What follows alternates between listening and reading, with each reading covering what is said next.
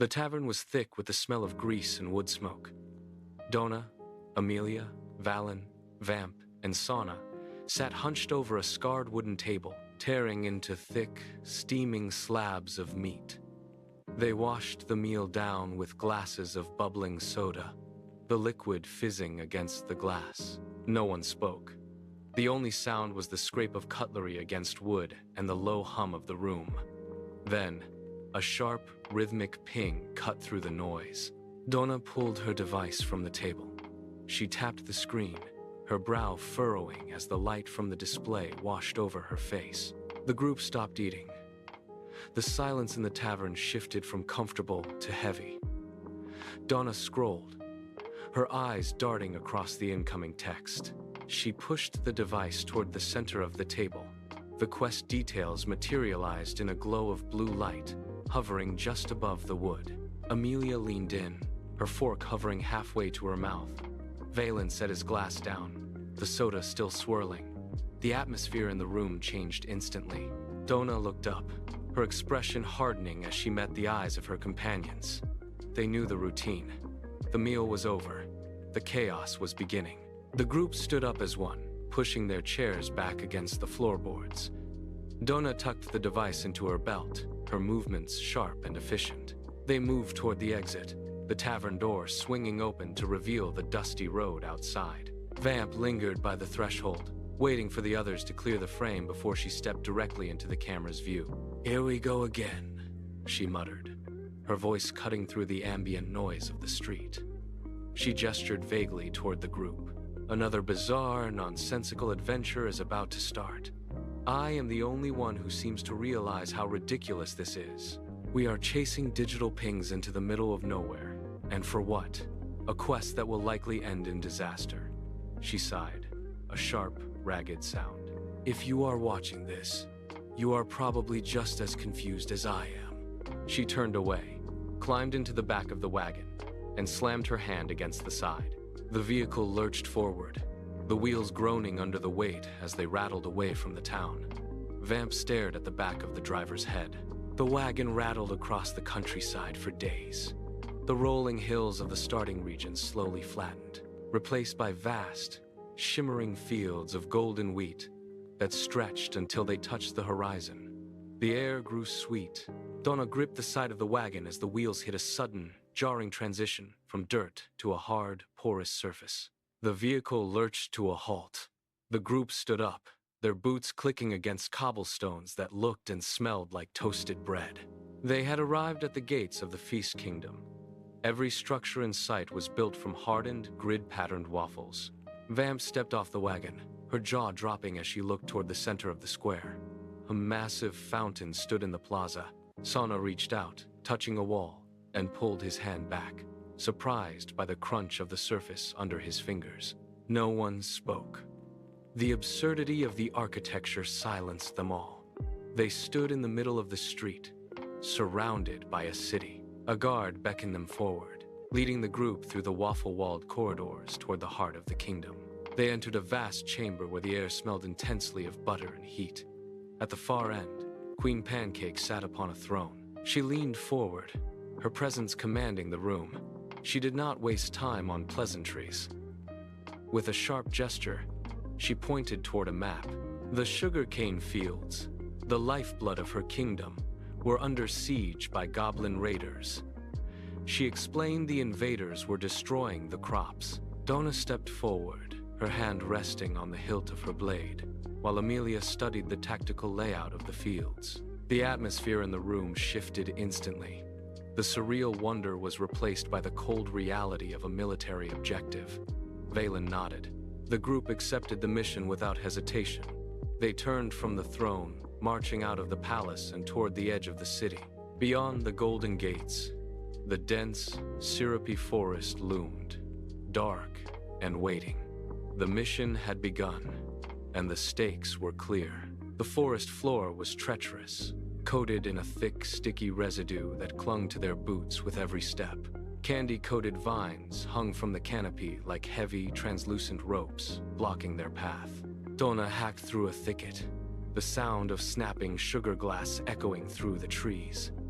Suddenly, The light vanished. A massive shadow swept over them, followed by a gust of wind that smelled of toasted grain. The group scattered, weapons drawn, scanning the canopy. A heavy thud shook the ground, sending a tremor through the syrupy soil. Fern landed 10 paces ahead. Her scales were a deep, golden brown, textured like toasted bread, and her eyes burned with a steady, ancient intelligence. She lowered her massive head, her nostrils flaring as she surveyed the intruders. Valen stepped forward, his own draconic features glinting in the filtered light. He did not raise his blade. Instead, he held his hand out, palm flat. The forest fell silent, the tension thick enough to choke on. Fern watched him for a long, agonizing heartbeat. Then, she bowed her head, the movement fluid and deliberate. She let out a low, rumbling sound that vibrated in their chests. Valen looked back at the group and nodded. The dragon was no longer a threat. She was a member of the team. Fern took a position at the front of the line. Fern moved through the dense undergrowth with surprising grace, her massive form parting the candy-coated vines as if they were mere cobwebs. The group followed in her wake, their boots sinking into the soft, syrupy loam. Fern stopped abruptly, her long snout twitching. She turned her head, her gaze locking onto a cluster of giant drooping maple leaves that hung like a heavy curtain against a limestone bluff. The air here was different. It carried a sharp, acrid bite that cut through the sweet forest scent. It was the smell of burnt sugar and stale smoke. Donna moved to the side, peering past the edge of the foliage. Behind the curtain of leaves, the rock face was hollowed out, revealing a dark, jagged opening. The team gathered at the threshold.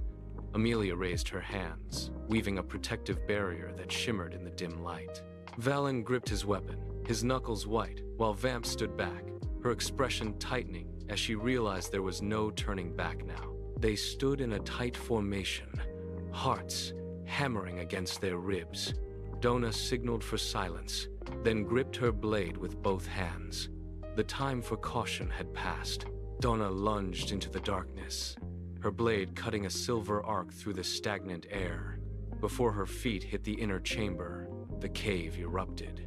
A screeching tide of goblins poured from the shadows, their jagged weapons clashing against the stone walls. Amelia slammed her palms together, erecting a shimmering barrier that deflected a hail of crude projectiles, but the impact sent a jolt of force through her arms. Valen roared, unleashing a torrent of fire that illuminated the cavern, revealing the sheer scale of the swarm. They were everywhere. The floor vibrated as hundreds of feet scrambled over the rock.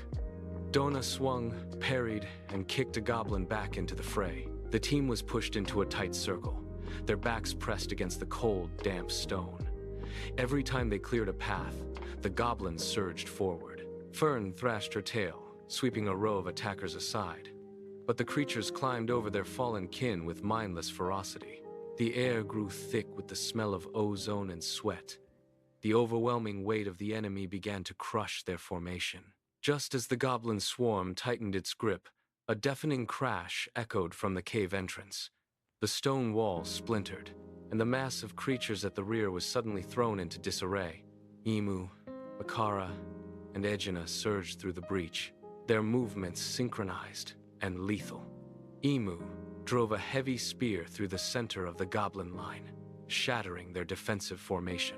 In a single, brutal motion. Bakara followed, his blade moving with blinding speed, carving a path through the panicked attackers. Egina unleashed a series of precise, concussive blasts that sent the goblins flying against the jagged cavern walls. The tide turned instantly. The creatures, once emboldened by their numbers, now scrambled to find footing as they were caught in a deadly pincer. Donna and Valen seized the moment, pushing outward with renewed vigor. The goblins broke, their screeching cries turning into frantic wails as they retreated into the deepest, darkest crevices of the woods. The team surged forward, driving the last of the horde into the shadows until the cavern fell silent. Dust settled in the air, illuminated by the fading embers. The return to the kingdom was marked not by silence, but by the smell of hot syrup and toasted grain. As the group emerged from the tree line, the gates of the feast kingdom swung wide.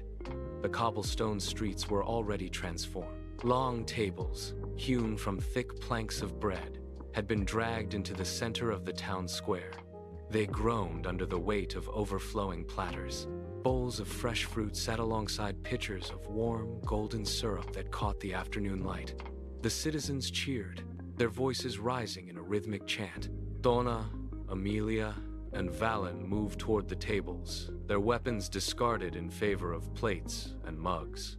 Even Fern lowered her head to lap at a spilled pool of honey near the fountain. The transition from the dark, damp forest was jarring. Vamp stood apart from the revelry, her hands resting on the edge of a table. She watched the others laugh and eat, the absurdity of the situation settling over her like a heavy blanket. She turned slowly toward the lens, her gaze steady and tired. She did not speak. There was nothing left to say about the madness of the world they occupied. With a sharp, audible exhale, she reached out, picked up a warm golden waffle from a nearby stack, and took a deliberate bite. The syrup dripped onto her hand, but she did not flinch. She simply chewed, staring directly into the camera, finally yielding to the bizarre logic. The celebration continued as the sun began to dip.